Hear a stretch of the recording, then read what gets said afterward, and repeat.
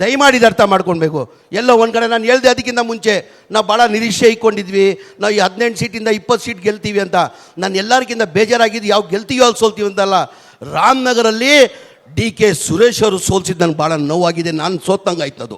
ಏನಕ್ಕಂದರೆ DK Suresh ಅವ್ರನ್ನ ಭಾಳ ಹತ್ರದಲ್ಲಿ ನಾನು ನೋಡಿದ್ದೀನಿ, ಭಾಳ ಹತ್ರದಲ್ಲಿ ನೋಡಿದ್ದೀನಿ.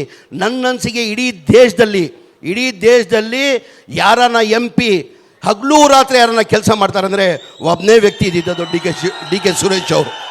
ಇವತ್ತು ತಾವು ಆಯ್ಕೆ ಮಾಡ್ಕೊಂಡಿದ್ದೀರಾ. ಎಲ್ಲಿದ್ದಾರೆ ಸ್ವಾಮಿ ಅವರು? ಎಲ್ಲಿದ್ದಾರೆ ನೋಡೋಕ್ಕೆ ಸಾಧ್ಯನಾ? ಯಾವುದನ್ನ ಒಂದು ತಾಲೂಕಿಗೆ ಹೇಳ್ತಾ ಇದ್ರು, ಬಾಲಣ್ಣ ಪುಟ್ಟಣ್ಣ ಅವರು, ಭಾಳ ಜನ MLA ರಾಜಣ್ಣ ಅವರೆಲ್ಲ ಯಾವಾಗಲೂ ಹೇಳ್ತಾರೆ, ಸರ್ ಏನು ಸರ್ MP ಸರ್, ಅವ್ನಿಗೆ ಒಂದು ದಿನ ರೆಸ್ಟ್ ಆದರೂ ಬೇಡ ಸರ್, ಸಂಡೇ ಆದರೂ ಅಧಿಕಾರಿಗಳು ಸಂಡೇ ಆದರೂ ರೆಸ್ಟ್ ಮಾಡ್ತಾರೆ ಸರ್, ಪಾಪ ಇವನಿಗೆ ಸಂಡೇನೂ ರೆಸ್ಟ್ ಇಲ್ಲ. ಯಾವುದನ್ನ ಒಂದು ತಾಲೂಕನ್ನು ಹಾಕ್ಕೊಂಡು ಬೆಳಗಿಂದ ಸಂಜೆವರೆಗೂ 9 ಗಂಟೆ ಹೊಟ್ಟರೆ ರಾತ್ರಿ 9 ಗಂಟೆಗೆ ಮನೆಗೆ ಹೋಗ್ತಾರೆ ಸರ್, ನಮಗೆಲ್ಲ ಕಾಟ ಕೊಡ್ತಾವ್ರು ಸರ್ ಅಂದರು.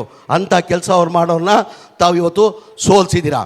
ಇವತ್ತು ಆಯಿತು, ಆಯ್ಕೆ ಮಾಡ್ಕೊಂಡಿದ್ದೀರಲ್ಲ, ಎಷ್ಟು ದಿನ ಎಷ್ಟು ಸತಿ ನೋಡಿದ್ದೀರಪ್ಪ ಅವನ್ನ? ಎಷ್ಟು ಸತಿ ನೋಡಿದ್ದೀರಾ?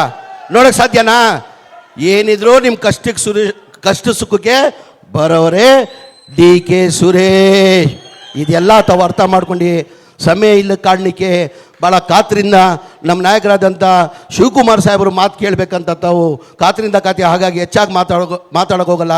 ದಯಮಾಡಿ ನಿಮ್ಮಲ್ಲಿ ಕೈ ಜೋಡಿಸಿ ಮನವಿ ಮಾಡಿ ಕೇಳ್ಕೊಳ್ಳೋದು, ನಾಳೆ ರಾಮನಗರಲ್ಲಿ ಅವ್ರು ಅಡ್ಡ ಕೇಳಬೇಕು. ನೀವು ಸುಮ್ಗೆ ಸಭೆ ಆಯಿತು, ಸಭೆ ಆದ ತಕ್ಷಣ ಹೋಗಿ ಮನೇಲಿ ಊಟ ಮಾಡ್ಕೊಂಡು ಮಲ್ಕೊಳ್ಳೋಂಗಿಲ್ಲ. ನಾಳೆ ಕೇಳಬೇಕು ಅವ್ರನ್ನ ಬಂದು, ಯಾವ ಕಾರಣಕ್ಕೆ ನೀವು ಇಲ್ಲಿ ಬಂದಿದ್ದೀರಾ, ಯಾವ ಕಾರಣಕ್ಕೆ ತಾವು ಪಾದಯಾತ್ರೆ ಮಾಡ್ತಾಯಿದ್ದೀರಾ, ಏನು ಸಿದ್ದರಾಮಯ್ಯ ಅವ್ರ ಪಾತ್ರ ಇದೆ ಅಲ್ಲಿ ಹೇಳಿ ಅಂತ ಹೇಳ್ಬಿಟ್ಟು ತಾವು ಅಡ್ಡ ಆಗಬೇಕಂತ ಮಾತನ್ನು ಹೇಳಿ ನಾನು ಎರಡು ಮಾತಾಡೋಕೆ ಅವಕಾಶ ಕೊಟ್ಟಿದ್ದು ನಾನು ಮಾತು ಮುಗಿಸ್ತೀನಿ. ಜೈ ಹಿಂದ್, ಜೈ ಕರ್ನಾಟಕ, ಜೈ ಕಾಂಗ್ರೆಸ್.